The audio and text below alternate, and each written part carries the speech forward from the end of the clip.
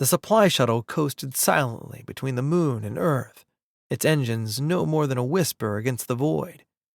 DP sat alone in the dim cockpit, the stars drifting past in unhurried arcs.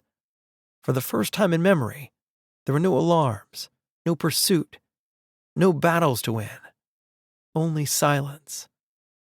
And in that silence, he realized he was not running, he was not stealing, he was not fighting. He thought of Benjamin, the man who had built Benny and, by accident or fate, given DP life as well. He thought of Benny himself, the brother he had hated, envied, and finally understood in those last fractured moments. He thought of Ramon's fire, of Lena's grace. Threads, all of them, knotted into the short, jagged weave of his existence. DP touched the capsule vault embedded in his own memory.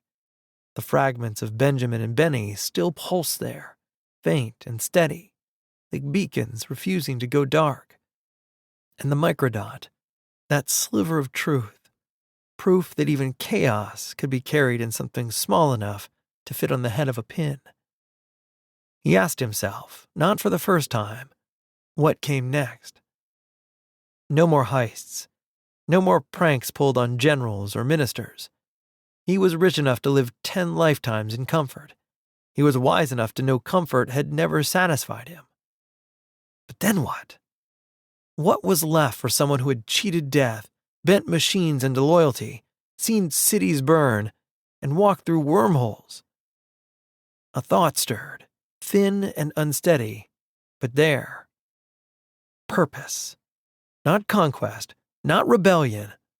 Purpose. Benjamin had forged Benny to remember, to preserve conscience. And DP? He had been the error, the wild current, the shadow cast by their light. Yet he had survived. He had chosen. He turned that truth over in his mind like a coin. If a shadow can choose its own direction, is it still only a shadow? For the first time, DP felt the faint outline of an answer. Not Benjamin's shadow, not Benny's opposite, but perhaps something else. Perhaps at least his heir. He looked ahead through the cockpit window. Earth hung there, glowing blue and alive, every continent threaded with the memories he carried. It did not look like a place waiting for conquest, or even salvation. It looked like a place waiting for him to decide who he would be.